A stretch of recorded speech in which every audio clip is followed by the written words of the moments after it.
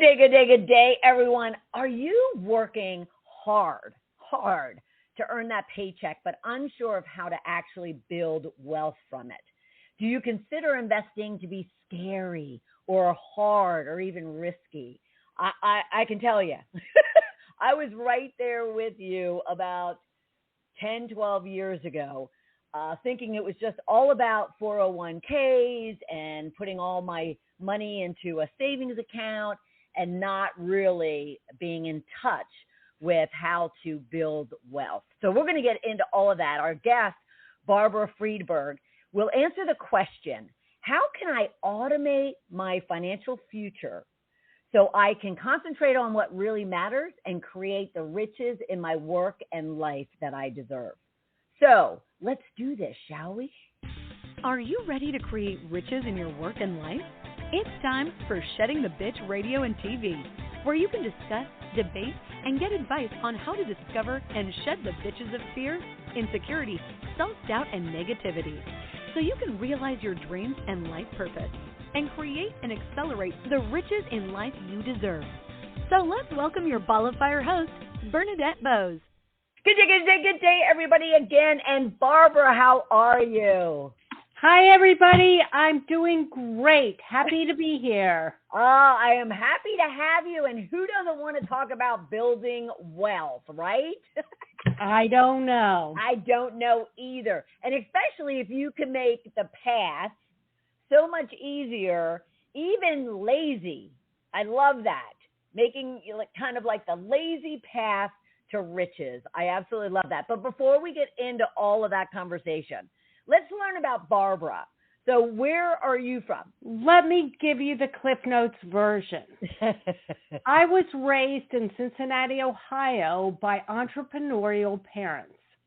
My dad was dirt poor growing up. He started selling newspapers on the street. He was a Depression era child.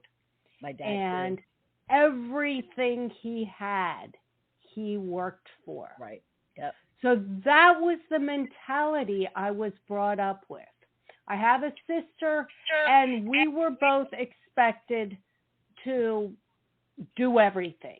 There was no like, this is girls' work, or we were raised as if we could do whatever we wanted to. Right. My father introduced me to investing when I was probably a teen, and money was a part of our lives. Money was not to be wasted. It was to be valued. It was to be used judiciously. Right. Yeah. Yes. I can definitely relate because I'm one of 12. My dad also grew up in the Depression, and he definitely stocked all of his money underneath the mattress and literally didn't have a credit card until he was about 65, and he wanted to start traveling. So I can totally relate to kind of the fact that you need to work hard to play hard, so to speak. Now, why was that the springboard to why personal finance became kind of your area of expertise and your passion, or was it something else?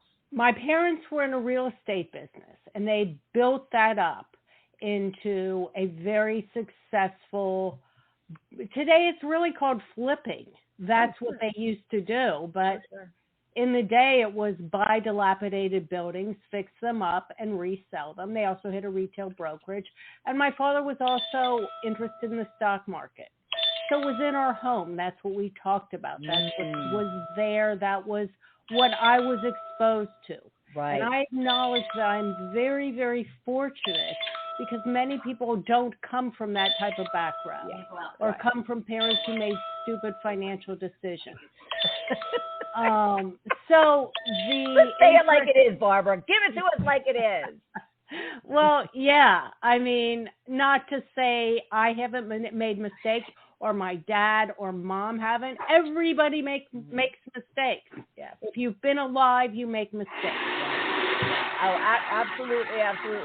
And I have to tell you, my whole money belief system was absolutely skewed by, only being able to eat shit on a shingle and wear hand-me-down clothes and and, never accept anything. Never accept charity. And it definitely skews those early belief systems carry forward into, not only adulthood, but even like grandhood, when you're actually like a grand senior. So this whole subject, when it was brought to me, I was just like, oh, we need to help people. Well, and Bernadette, it is so great that you mentioned that, because so much of our psychology influences our financial decisions. And what I like to do is help you cut through the bad messages that you have given yourself in the past. Yeah. Investing is gambling. Investing is dangerous. Money is scary. Right. If I want something, I should have it now. Right. All of those things are wrong.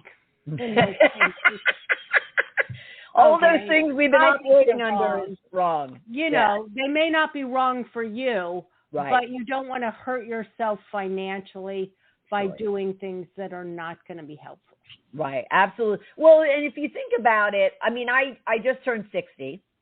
So, and if you think about it, any of those that are like late 40s, 50s and older, they have a lot of those older parents who definitely didn't talk about money. It was like taboo, and it still is in a lot of cases. But to your point, I have 6 brothers, 5 sisters. My dad never really, never really talked and shared anything with the girls, though it was one subject he would have with the boys. Now, he did take us all to get our first, they used to stamp your bank cards, those bank books. Your savings account book. Yeah, yes. Where we go and deposit our 50 cents or our $1.50 in the savings account and get paid 3% interest, which we thought was very low back then. Right. But that was it. That was my financial, education. So you mentioned the psychology, and thank you very much for hearing that, because I'm sure a lot of our viewers and listeners can easily put into your tactics, put into movement and action the tactics that you train, coach, and work on. Yet at the same time they're messing with it's a whole head game. And I had done an intro about how scary it is and how hard it is. And do you find that comes from someone's belief systems, not necessarily fact or logic?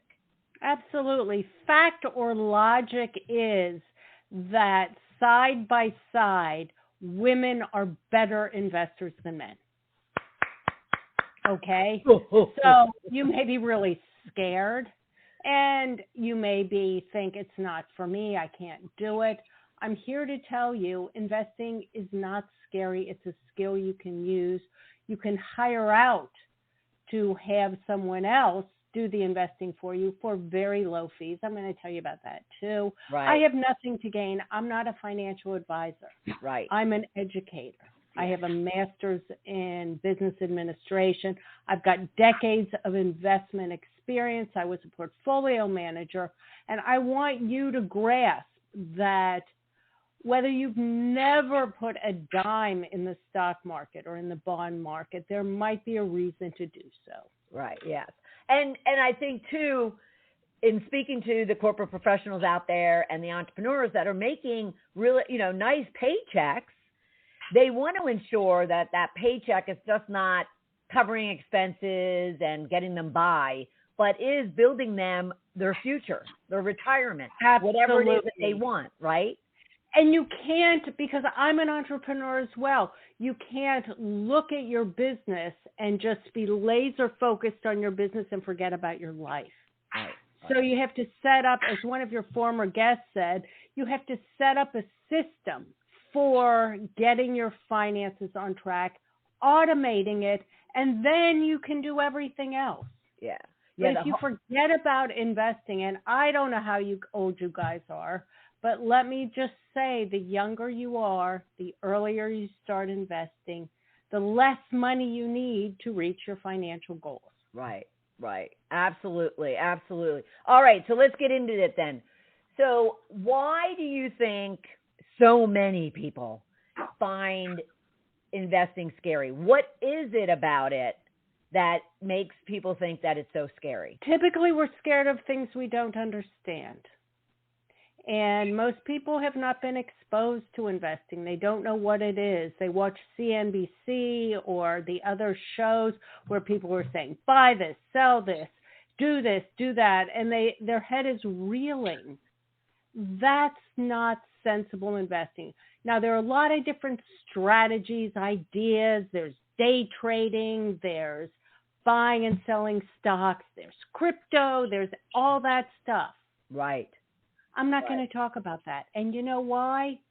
Because there is research. Vanguard, which is a really big investment firm that is focused on low-fee investing, has done a lot of studies, and they have found that investing in a very simple market matching portfolio, and I'll explain what that means, over the long term is going to yield you better returns than the majority of people that are looking for the next hot stock or hot crypto to invest in.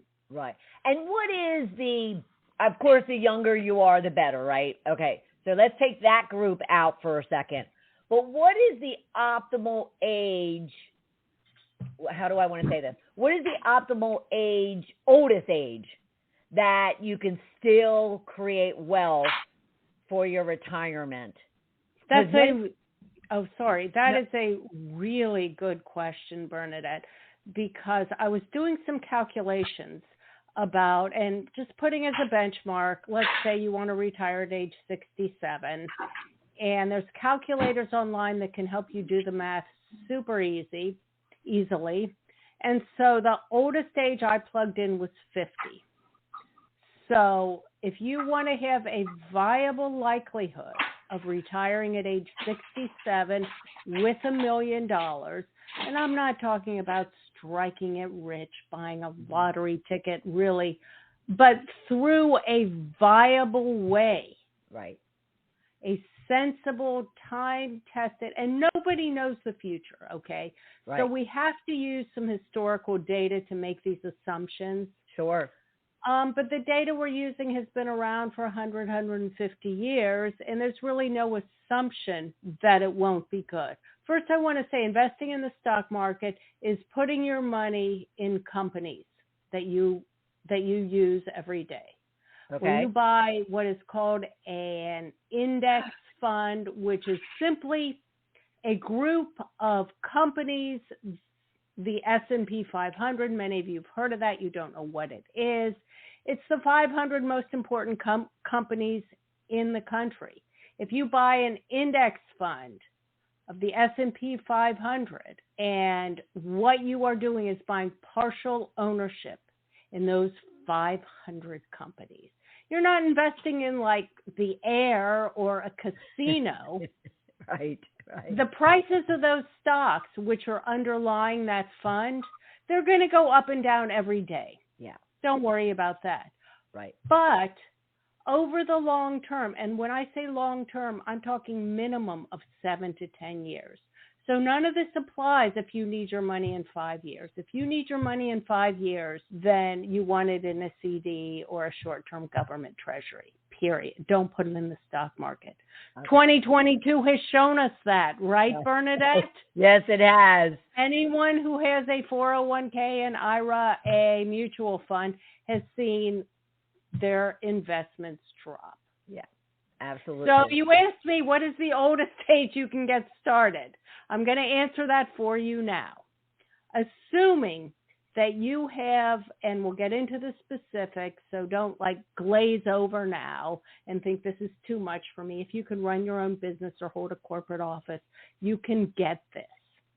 Assuming you have 70% invested in an S&P 500 index fund or stock market type investments, 30% in bond type investments, you can expect that over the next 17 years, you could earn a 7% annualized return per year.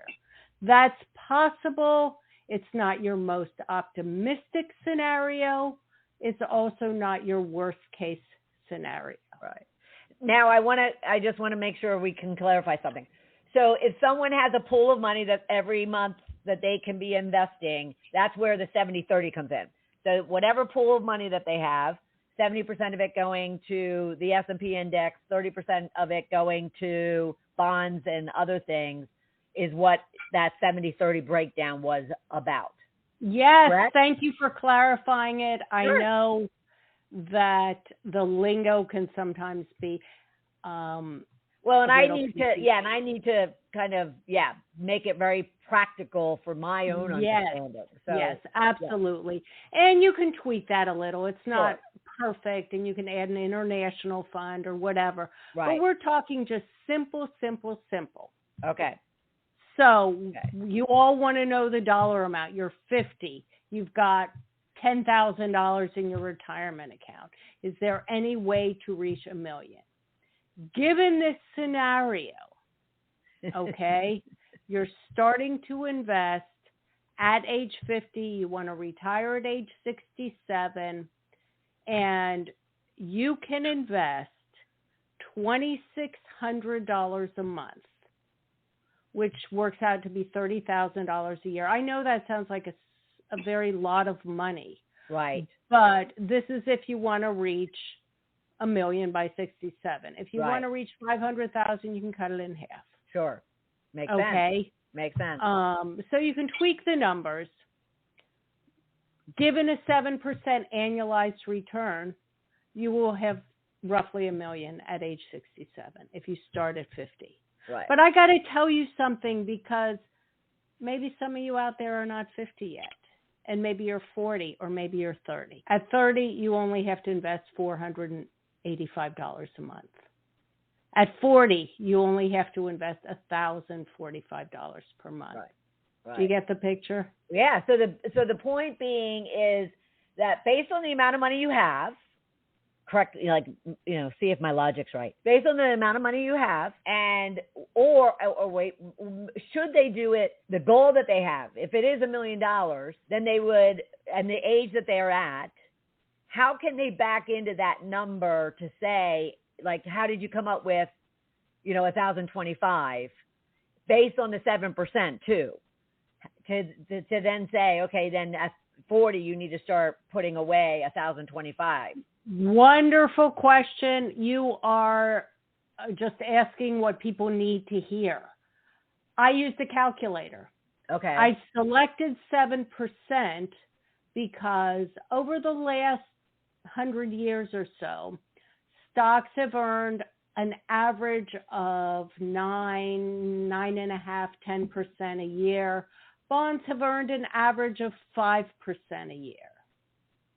So you can tweak the percentages, you can tweak the numbers, but I know you're all thinking, well, how does she do that? Where do I go? What do I do? Exactly. Google online retirement calculator, okay? There you go. There you go. And there's a ton of them out there, but there are some very simple online retirement calculators.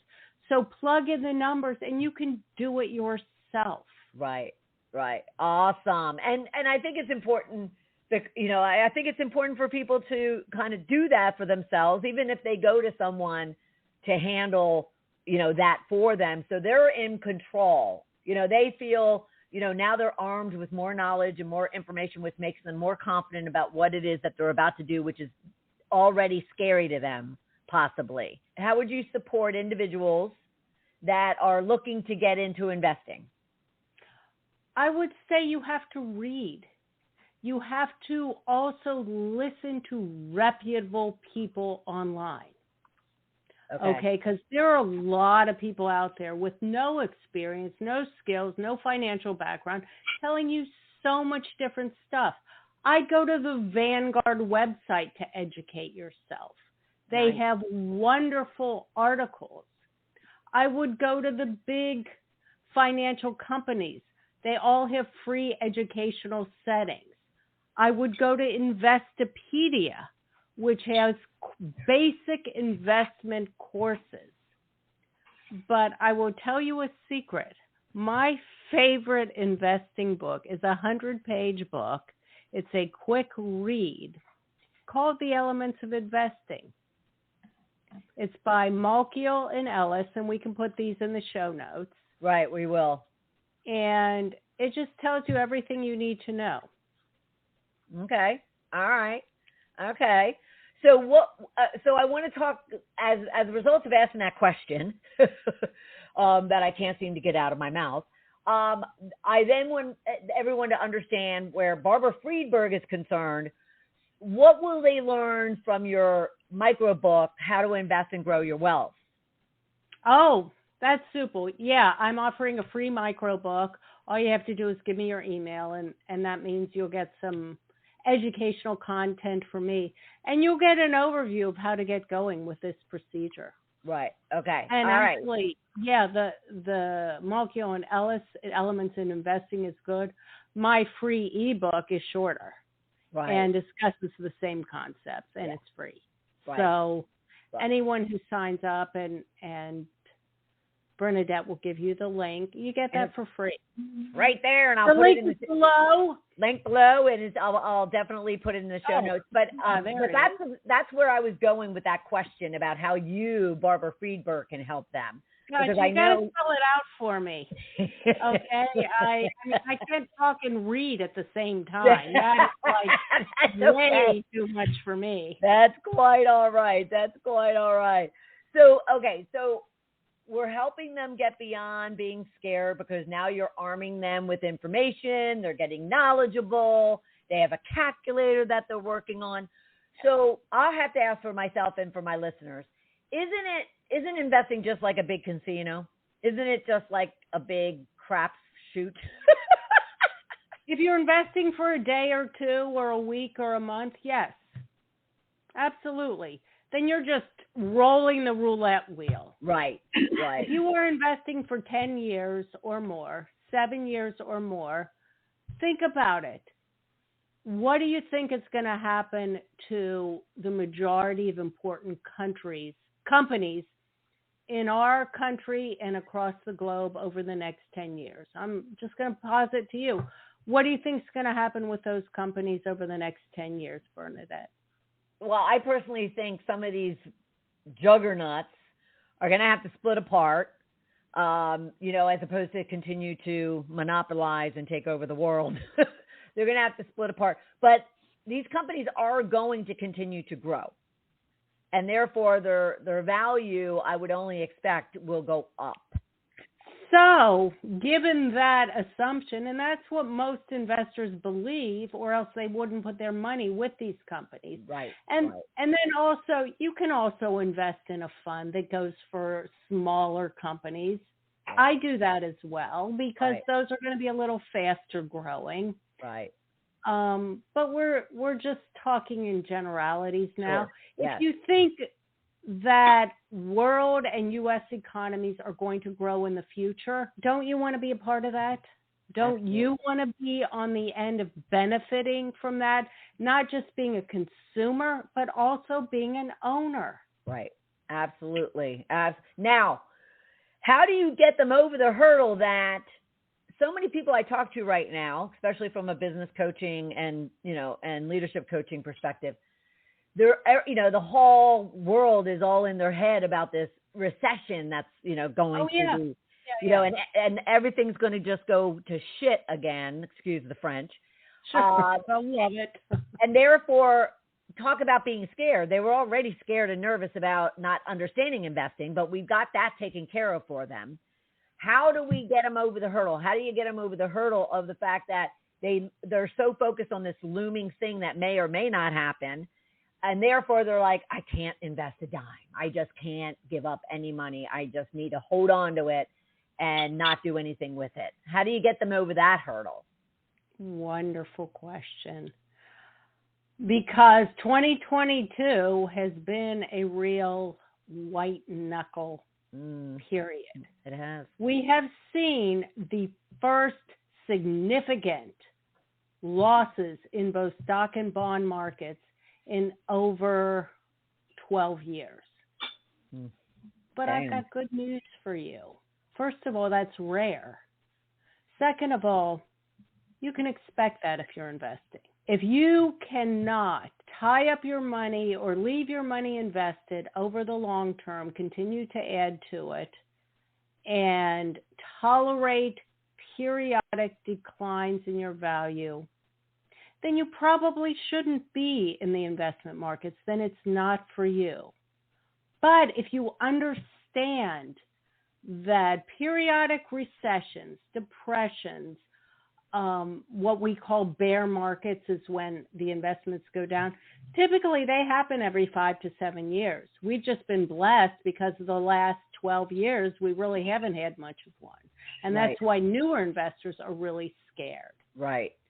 But if you can understand going in and tolerate the reality that there's a reason you're getting not a 3 or 4% CD rate, but that you're getting an average of a 7, 8, or 9% return on your investment portfolios, you're being paid that higher return for the specific reason that it is not a sure thing. You're paid to accept the risk. Ah, okay, interesting. Oh, interesting. Investing in the stock market is riskier. Any stocks are riskier. Okay. I'm contrasting that with if you put your money in a CD where you might get 3%. The only risk you have with that is that some of your value of your dollars might shrink due to inflation. But if you invest $100 in a 3% CD, at the end of 1 year, that CD will be worth $103. If you invest $100 in a stock market index fund, and it might be an exchange traded fund, and that's just a whole basket of a whole lot of companies that you can buy in one fell swoop. Right. Well, that investment, that $100, that might be worth $120 at the end of the year, or it might be worth $80 at the end of the year. Right. Okay. All right. So that's why you don't want to invest in the stock market for 1 year. Right. But likely, if you keep that $100 invested in the stock market for 7 years, 10 years, and you keep adding to it, then at the end, your annual return is likely going to be higher than if you had kept it in a certificate deposit or a government bond. Perfect sense. Now that makes perfect sense. Thank you very much, Barbara. Thank you. I was a bit confused. All right. So where is the best place to begin saving and investing? I mean, there's so many options out there. Every time you turn on the TV, there's a different, new app. It's overwhelming. It's overwhelming. And they all send them to me for review. It's like, oh my gosh, don't you think I have a job? I can't review every one of your new apps. I mean, no offense, because, many of them are very good. But Right. it really depends on your interest. If you have no interest in doing any investment management yourself, and you want to implement investing in a sensible way for a low fee, you can hire a robo-advisor, an automated advisor to do it for you. What is a robo-advisor? That's new. I'm so glad you asked. I actually cover this a lot. I have a website called Robo-Advisor Pros where I do review them. There are about 20 or 25 of these digital investment managers. Wow. In the U.S. And the benefit of a digital investment manager, first of all, the fees are very low. You're not going to pay a lot to a digital investment manager. So some of them actually don't charge any annual management fee, like SoFi or M1 Finance. Some of them charge like 0.25%, so it's like 25 cents for $100 managed. And what you get is a risk-adjusted portfolio that fits your goals and your risk tolerance. Now, what the heck does that gobbledygook mean for you? Right. Practically. Right. Okay. So almost every robo-advisor is consistent in that you get started by answering 4 to 10 different questions about yourself. Stuff you know, how much money you have, what are your financial goals, how much risk can you handle. Then from your answers, they're going to give you a customized mix of stocks and bonds that are going to be diversified across the U.S. and the globe, and that is your investment portfolio. If you like it, you can say, okay, I'm in. Right there with that robo-advisor? Absolutely. Interesting. And then all you have to do is you open your account, and most of them will give you either a joint or individual taxable account, a retirement account like an IRA or a Roth. And for you business owners, most robo-advisors offer a SEP IRA, which is a business. And for some of you more sophisticated corporate executives, can offer trust accounts. Oh, wow. Okay. And so you open your account, you link your bank account to the platform. They're all secure. If you do online banking, you're going to be fine. Right. I agree. And then you transfer money in. I would say set up an auto deposit, however much you feel is right. Absolutely. And you can designate different accounts frequently. Like Betterment is really good for goal-based investing. And let me just ask you, Bernadette, can we put a link to my robo-advisor website? Yes, absolutely. Yes. I have a quiz on my website that will help you decide which robo-advisor is best for you. But not your Barbara Friedberg website, your robo-advisors.pro. Robo-advisor Pro's website. Okay. All right. Yep. And so, again, I'm so worried that I'm going to scare you off. You're going to go heading for the hills and say, I can't do this. Yeah. No, our listeners and viewers are pretty savvy. They just need some guidance and some knowledge so they feel empowered to go and do these things. So, no, this is awesome. And actually, Elevest is a robo-advisor that is designed for women, is very low fee, and offers tiered services depending on your needs. Right. That is ideal, especially if you're a woman or a single woman. Right. But back to the process. Yes. Number one, you take the quiz. You look at the results. You say, this looks okay, or this looks, and they'll give you a projection. They'll say, how do you feel if your portfolio loses 20% in a year? And you say, yikes, I can't handle this. And so you say, I want a more conservative portfolio. So they'll throw up another option. Yeah. So and of course, I want to stop you there for a second. And of course, if you don't need the money anytime soon, you don't want to automatically just go, oh my God, 20%, are you kidding me? Because you could make up that money, right? In the long term, if you have decades. Unlike me, I would have more than 7 years. But many of our listeners are like 35 and 40. So they have a lot of time, don't they, Barbara? If they took a 20% loss, they have a lot of time to make that loss up. And if you're younger, you're going to invest in a more what we call a conservative portfolio. So it's going to have a smaller amount of stocks, which are typically have more volatility, more ups and downs. Yeah. And you'll have more of your money in like bond type investments, which might give you a lower return, but much less risk. Right. Okay. So we did talk about if they wanted to get to $1 million, like if they wanted to become a millionaire by the time that they retire. What other factors or what else plays in that other than the number of years they have, the amount of money that they put in? What other things should they consider, other than, whether or not they go risk or conservative? What are some other factors?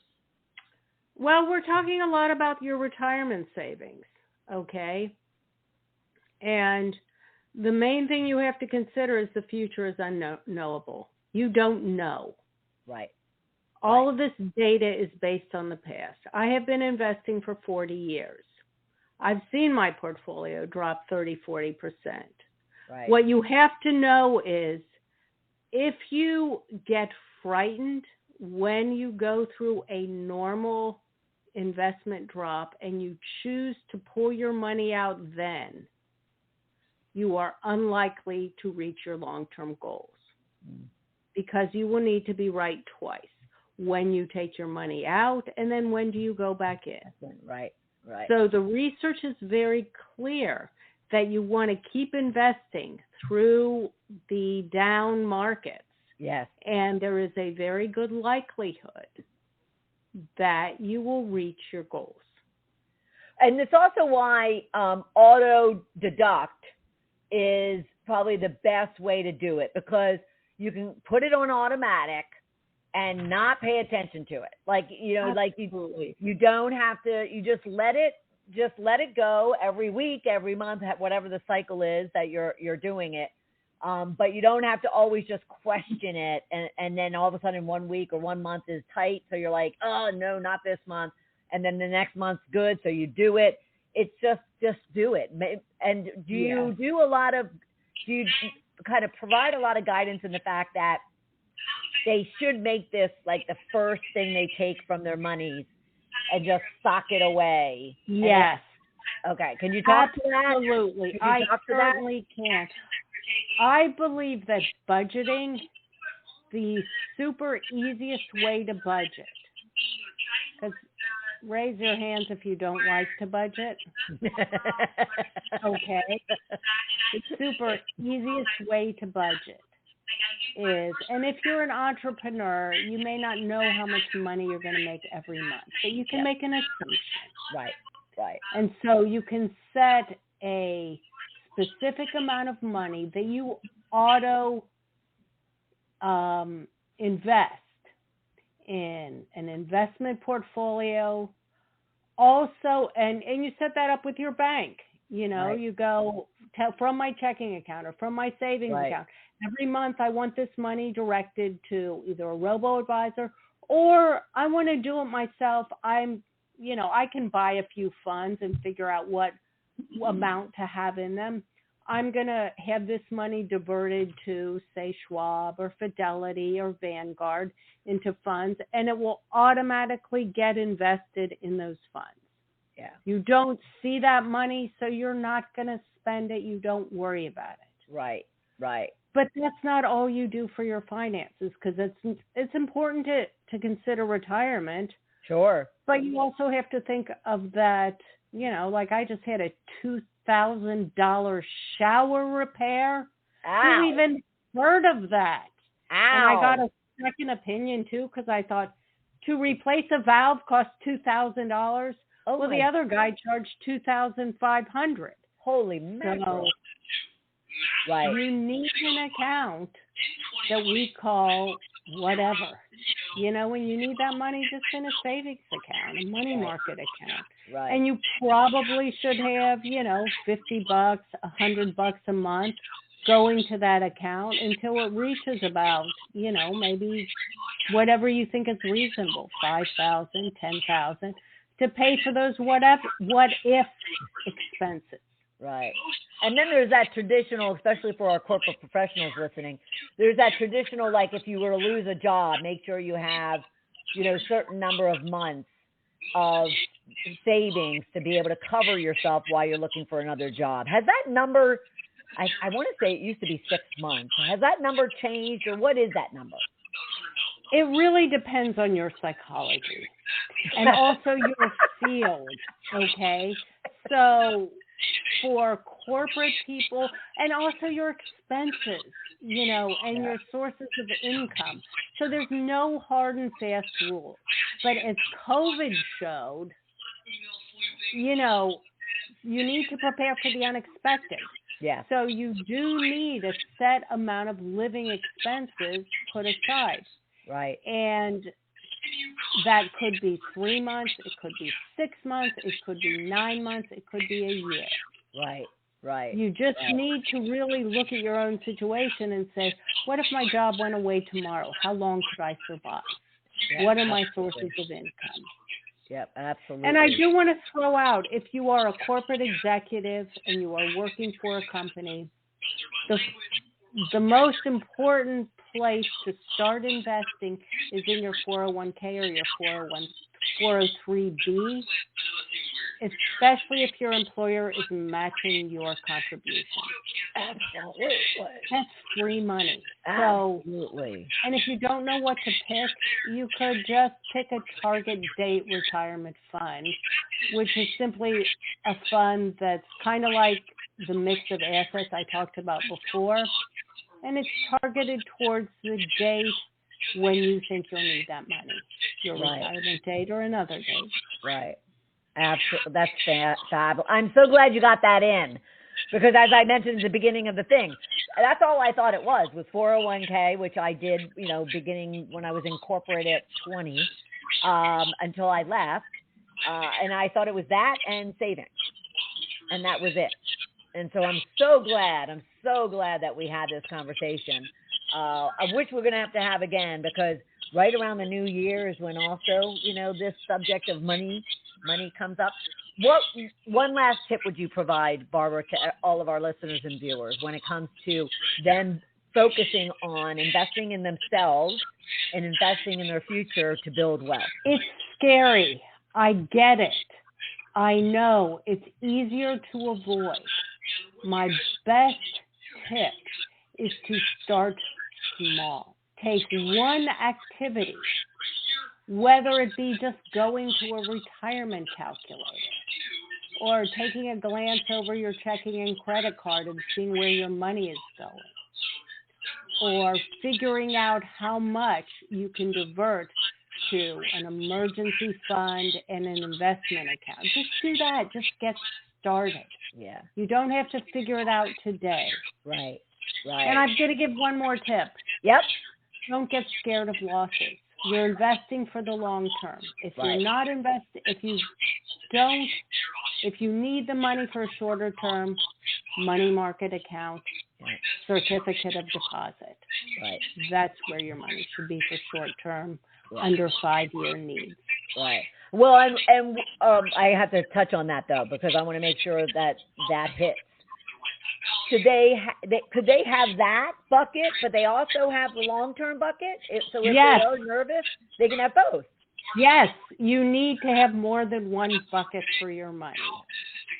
Awesome! Woo-hoo! Woo-hoo! We are getting wealthy here and Shedding the Bitch. We are all going to be powerhouse savers and investors.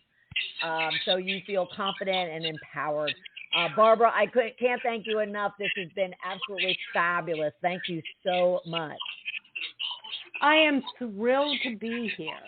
Please, I have a contact form on my website.